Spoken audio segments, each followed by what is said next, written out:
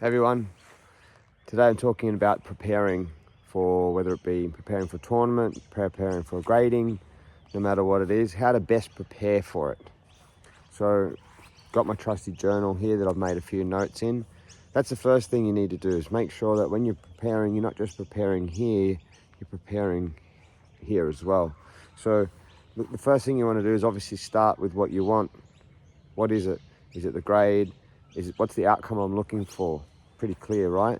Then you want to get to once you've got the plan, like what's the work that I need to do? What's the training I'm going to have to do? You're going to have to get in there and train. So the work and then strategy. What's the strategy that I'm going to need to have? Work hard and finally make sure you're visualizing what it is that you want it to have. And that's your responsibility, to prepare the best that you can possibly prepare.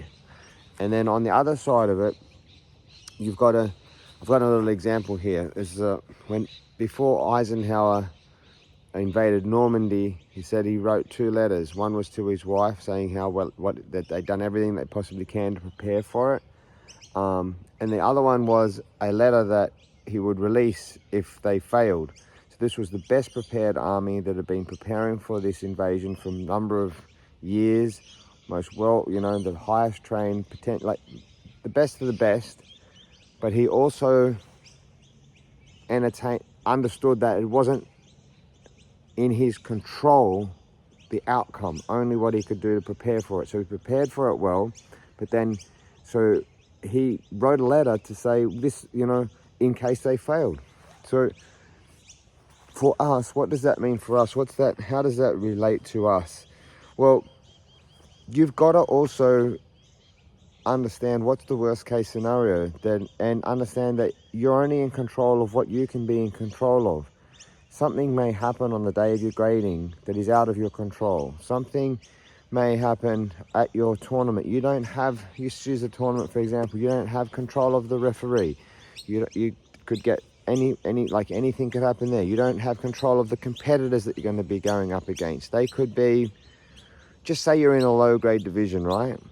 And you may be doing everything in your power, but what if someone who's done 2 different other martial arts, might be a black belt in 2 other styles, comes along and they're this grade in our karate, but you're competing against, you don't have control. So you need to go in there and see, this is what's gonna, if I don't get what I want, this is how I'm going to respond.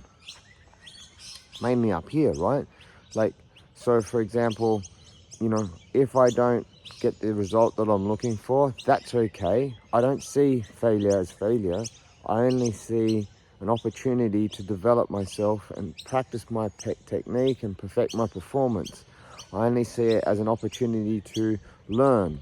So then you get your journal out and you write down, after the fact, what is it that I can do better, or that I will be able to change or evolve, or how can I change my strategy, my training, my thing, so that next time I'm better.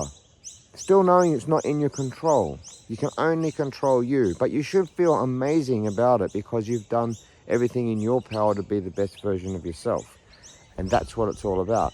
It's about competition. Competing is about becoming a better you, and the only person that you're really competing against is yourself.